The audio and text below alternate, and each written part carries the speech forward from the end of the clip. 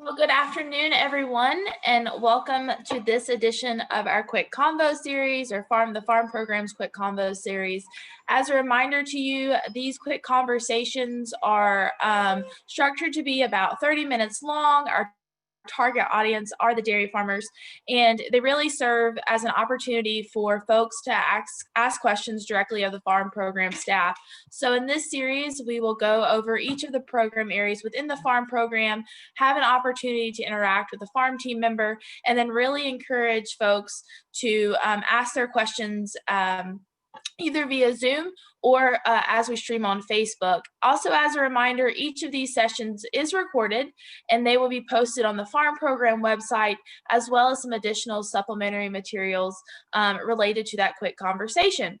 So today our topic is environmental stewardship. And so before we get started and I turn it over to Nicole to introduce herself, I do want to give you guys a quick reminder of how to submit questions. Feel free to submit questions throughout the entire session or at the end, and then depending on how much time we have remaining at the end, we'll do our best to answer as many as possible. So if you're watching over on Zoom, you can hover over the bottom of your screen and click that chat button or the Q&A box, and you can submit your questions in there. And then if you're over on the Facebook side, you can just pop a question in the comment box down at the bottom of the live stream, and then we'll address those at the end. So Nicole, I'll turn it over to you if you want to give an introduction. Perfect. Thanks, Beverly. And thanks everyone for joining today. I'm Nicole Ayache. I'm the Senior Director of Sustainability Initiatives at NMPF. And my role with the farm team is to lead farm environmental stewardship, which we're talking about today, and then also farm workforce development, which will be the topic of a quick convo in January. So if you're interested in that topic, you'll get to see me again just in about a month from now. But my background is in the environmental space. So I have a BS in biology and a master's in ag, food, and environment. And prior to joining NMPF, I did sustainability consulting for food and ag companies, mostly in the poultry and dairy space. And so I've seen this sustainability and environmental question from different angles.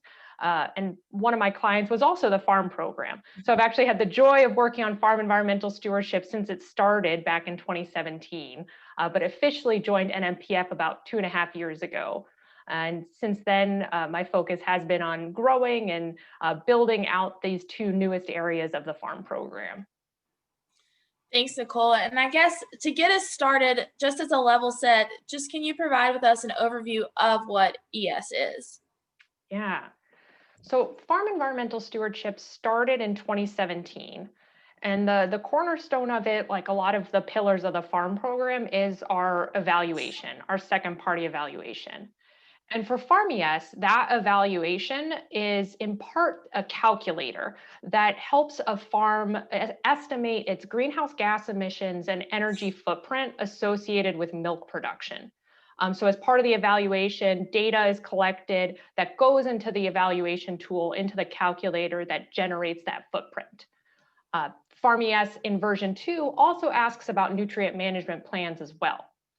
And the reason we ask about these things, this greenhouse gas, energy use, nutrient management plans, these environmental topics, is to help with that supply chain transparency and supporting producers with continuous improvement.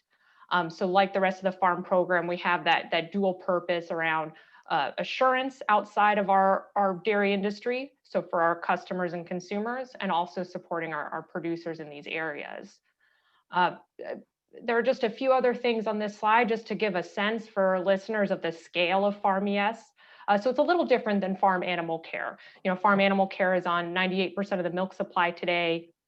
Farm ES does have quite robust enrollment. We have 37 co-ops and processors enrolled today that represent 78% of the milk supply. And those organizations, though, they'll implement Farm ES in a way that works best for them. So some of them are using it with all of their farms, some are using it with just a small pilot set of farms, and some are using our random sampling protocol to do a survey of farms. And so we've had 1,600 Farm ES evaluations conducted so far. So since 2017, it's just been growing steadily. And just to give a sense of some of what I consider the strengths of the program, it's science-based, like the rest of the farm program. We have trained second-party evaluators. We provide resources to help producers and evaluators with this program. And finally, just kind of as I said up top, getting this data and doing these evaluations really helps support our industry and our co-ops and processors with that supply chain assurance. Thanks, Nicole. And can you just maybe speak to a little bit about why the dairy industry needs a program like the Environmental Stewardship Program area? Yeah, I think it's a good question, especially when often it's like, why do we need another thing? Is how I feel it gets, we add to FARM, and there's a natural question of why add more pillars to the FARM program, especially when we know on this environmental side, we know there's just this really strong regulatory framework out there already. Our farms are already doing a lot when it comes to the environment. And so why have FARM? Yes, I think it's a very fair question. And I think of it in a few different ways. So one first here is that customer and supply chain piece. So I wanted to share some of the logos of different retailers and brands that are very recognizable, that have been setting what's called science-based targets. So for several years now, there's been a momentum in the food and ag, and really any sector, to not just look at your four walls for your environmental footprint. So let's say you're, Walmart. For years now, they've looked at, okay, what is the environmental footprint of just our retail operations and maybe transportation? And probably a few years ago, that started to expand, where NGOs, consumers, and others said, well, wait a minute. I get what your environmental footprint is, but the products I buy from you, what's the environmental footprint of those products? And that's where something like FARM can help, because these retailers and brands are starting to say, oh, okay, we want to make a difference, not just in our four walls, but for everywhere we source from. So for the farms that produce our products, for the co-ops and processors that process that, whether it's just the milk side or if they're any of the dairy products, they want to know, how can we make a difference, not just for us, but for that entire supply chain? And so FARM is one piece of that puzzle. It helps get the measurement we need to support retailers and brands in doing this, in assessing how their supply chain is doing, and to help them with that continuous improvement piece. So this customer side is really important, right? It's this, I would say, one of the reasons why FARM as a whole exists. But there's a couple other pieces I wanted to share too, as we think about why have FARM. And the second I think about is dairy's competitiveness in general. So not just specific to a supply chain, like not looking just at, how can a co-op, how can a farm talk about its environmental footprint? But when we start looking at the international space, at trade, our U.S. dairy's competitors across the globe are talking about greenhouse gases. They are talking about their environmental footprint. And we really need the platform as an industry to also be able to do that, to say, hey, we have our research, we have our program here in the US that really demonstrates US dairy's competitiveness. And then third, on the why, there's customer piece, this global piece, but I also think there's a real need just for us to be able to tell our own story.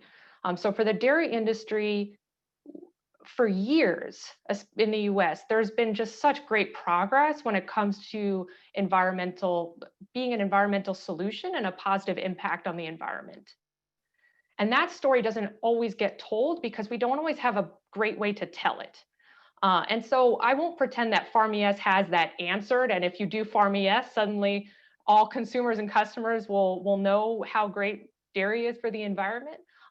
But it's getting us there. It's starting to say, okay, how can we assess where we're at today as farmers, what the great work is that we're doing today as an industry, and also track as we move forward all of the great practices, the great technologies, the improvements over time that will continue to better the environment.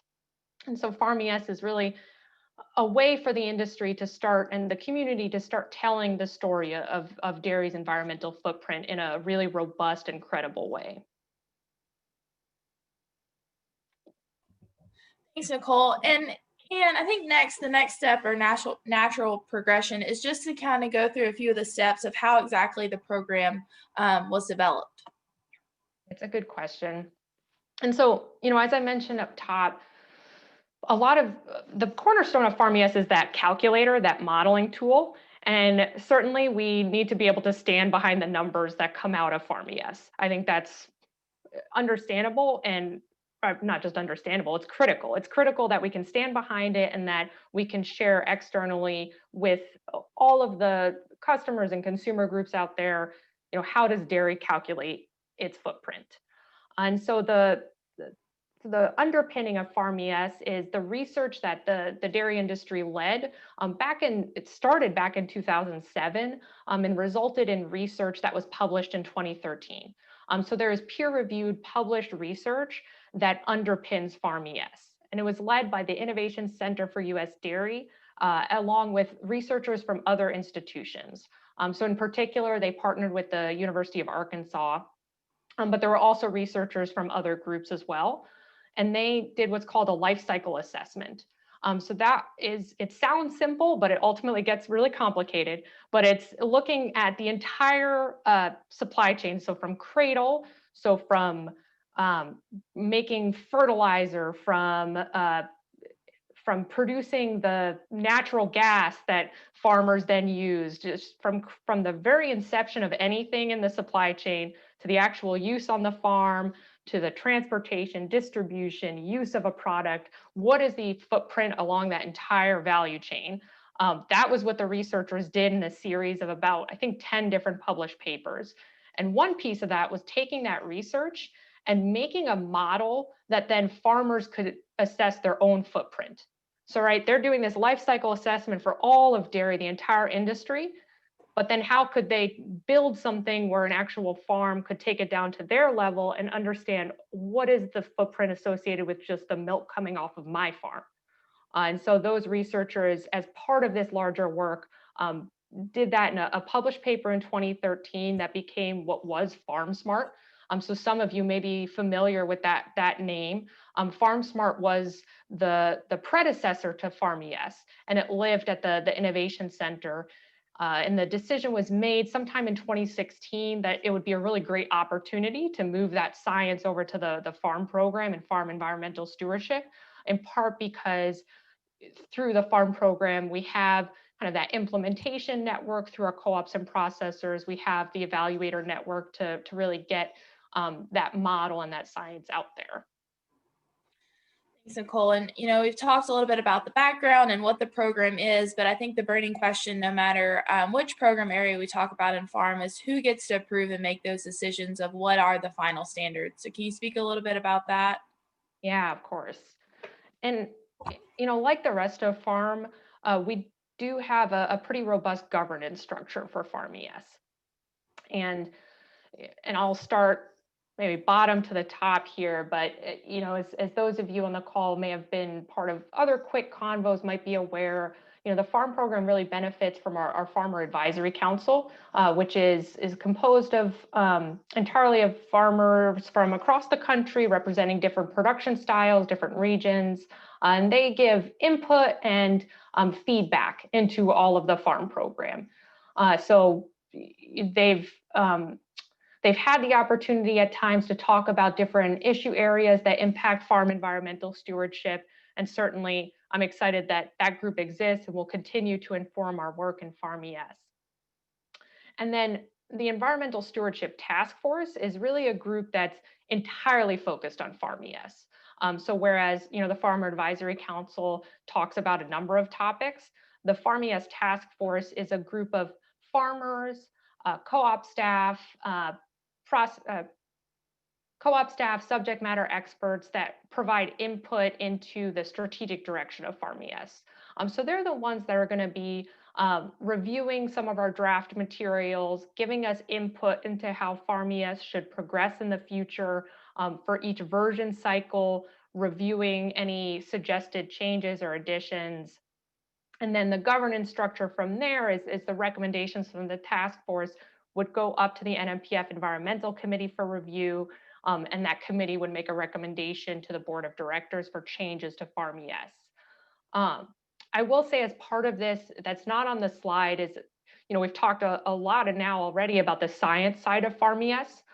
The science that powers FARM-ES still is really benefits from the leadership of the Innovation Center Environmental Research Team. So the researchers there continue to stay up to date on the current science and work with researchers from across the country as needed to make sure that we're staying current and at the cutting edge for FARM-ES. So for any version cycle, if there are changes that should be made to the model, they'll lead that effort. And that'll go through in part the governance process here, but really what's powerful on that side is going through peer review on that scientific side. So if there are changes to the scientific model, that'll go through a peer review process of other experts that are GHG modelers who can look at whatever we do in FARM-ES and vet it and make sure that it's really high quality. Thanks. So we talk about and outline how farmers are involved in the leadership and the decision-making process, but how can a farmer be involved just in participating in the program? Yeah, and there are a couple ways that farmers can be involved. And one of the best ways, I think, is to talk to your milk marketer, your co-op, or your processor and find out if they participate in FARM-ES already. And really, if you're interested in, as a farm, in going through a FARM-ES evaluation, that'll be the best way to do it. Because if your organization is already participating in FARM-ES, they have a trained second-party evaluator who can go through the evaluation with the farm.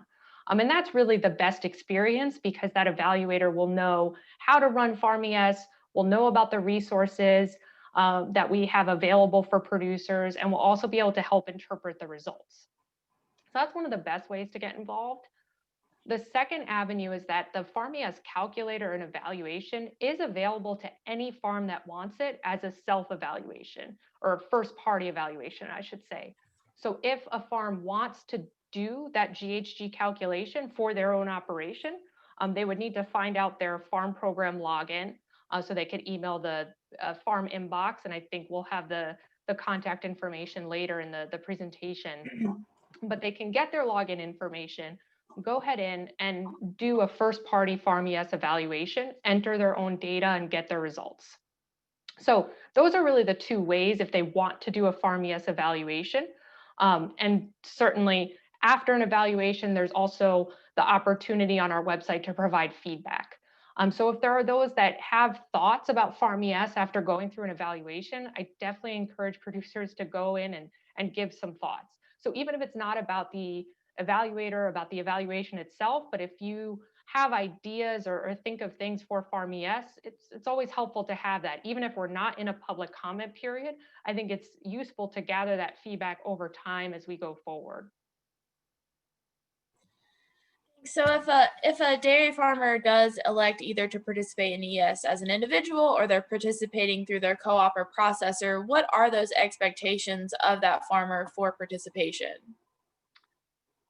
And so you may have caught the gist from here already that part of FARM-ES is data collection. So in order to do that, generate that GHG footprint or that energy footprint, the farm does need to provide some data.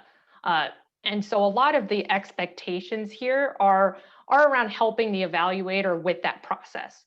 So the evaluator is going to know what type of data they need. They need information on milk production, on herd demographics. They'll ask some energy use info, manure management info. They know the data they need.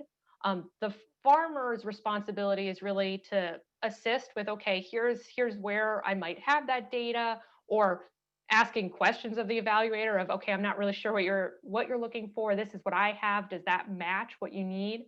So really assisting the evaluator as needed in that process and providing that data and information to the best of the farm's ability.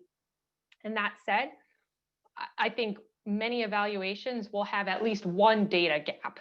So maybe you don't have great records on your natural gas usage. sometimes the best you can do is make some estimates and say, we don't know it. We didn't track it this year, but based on last year's info, here's the best information I have.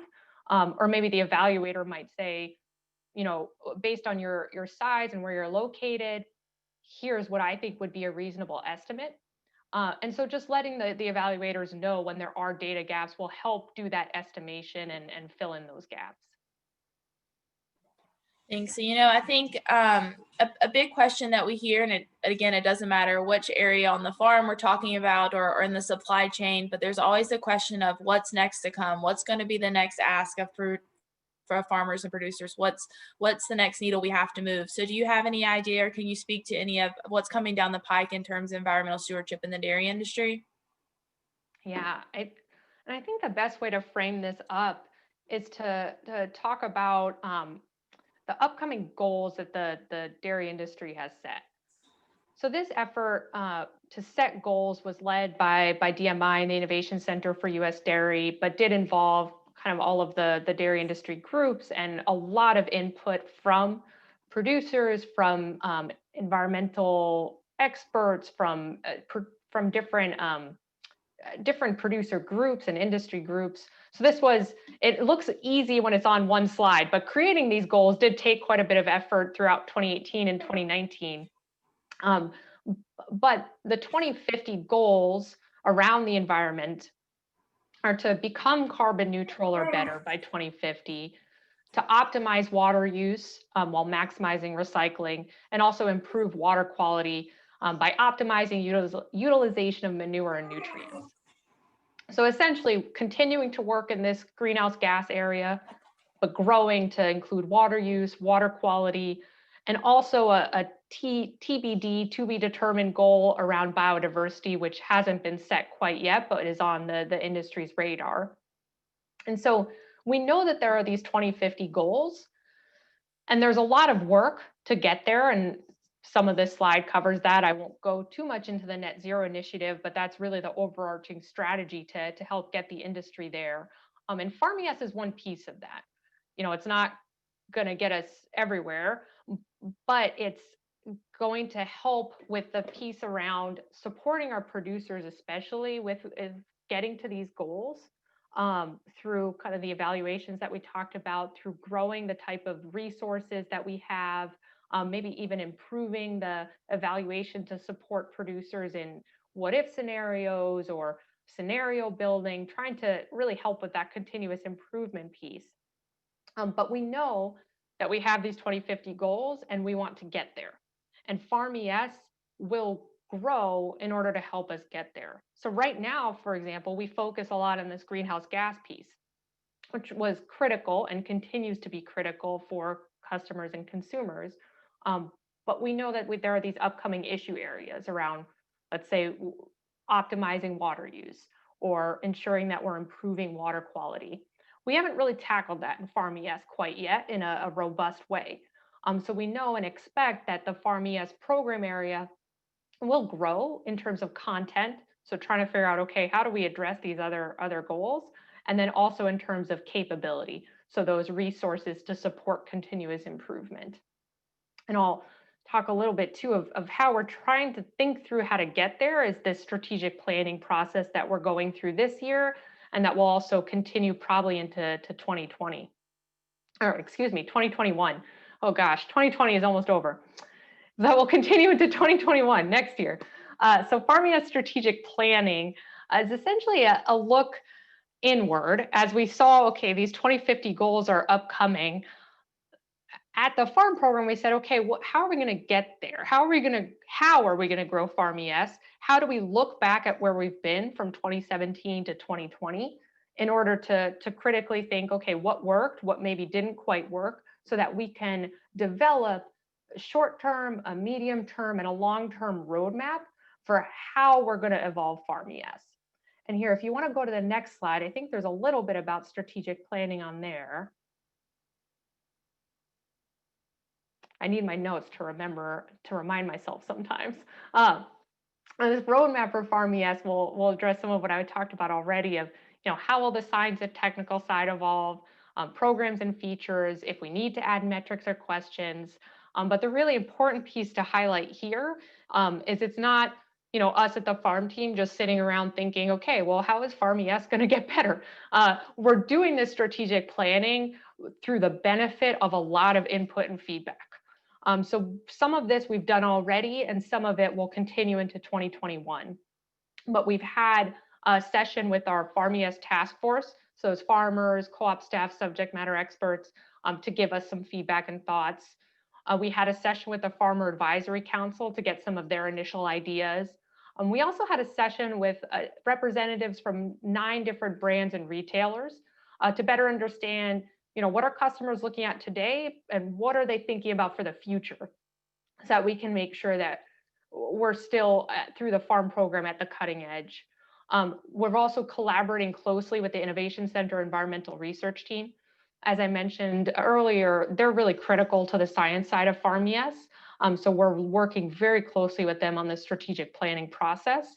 And we also expect, as we get further along, so as we start to think about, okay, how should that science and technical side evolve, getting input from different researchers at various institutions across the country.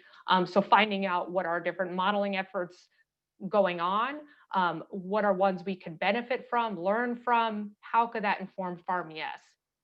And we'll take all of this input and feedback and we'll start drafting that roadmap. And then once it's drafted, it'll go back through several of these groups. So we'll present that draft idea around kind of the short and medium term roadmap to the task force, to the advisory council, to the innovation center, making sure we're getting the right input on where we're going from all the right people. And then I should say the roadmap isn't to lay out everything. It's not going to say on December 30th of 2021, we'll talk to the University of Wisconsin in order to find out more about X model. It's not going to lay out everything, but rather it's going to say, all right, this is what we heard is important. One of the major things I've heard, I think from most producers, is that they're doing a lot of great stuff, especially on on the field side and their field operations. And we're not tracking that in Farm ES today. We're not able to tell that story. So we know, okay, we're probably going to want to add some more information about best practices that farmers are already implementing. We want to add that to Farm ES, and we think we're probably doing it in version 3 of Farm ES. Doesn't mean we're going to have everything filled out as far as what that'll look like, but at least we could say, stake in the ground, we're going to aim to do it for version 3. We're going to aim to do this process. It'll go through, public comment and all the right governance channels, but we're going to aim for version 3. We're going to try to do a better job of tracking those great practices that are already happening. And maybe in version 4, maybe we know that there's this model out there that helps us understand water quality. Maybe we'll try to incorporate that in version 4. But things could change between now and 6 years from now, 10 years from now. So we're not saying it's all concrete, but that at least we have some vision for where we're going. Thanks, Nicole. And for those folks listening in, as we get closer to our time limit, I would encourage you, if you have questions, to go ahead and submit those either in the chat box or in the Q&A feature on Zoom or in the comments box on Facebook. So Nicole, there's a lot of information that you've shared in the last few minutes. If there is a dairy farmer that has questions about, maybe they know they participate or they know their organization participates, but they're not sure, exactly what that means, they have additional questions, where can you go to find out more information about this program? Sure. I think that one of the first places to go find is to go look for more information is the website. So nationaldairyfarm.com that you see here. If you navigate up top on the website under, there are different drop downs at the top of the website.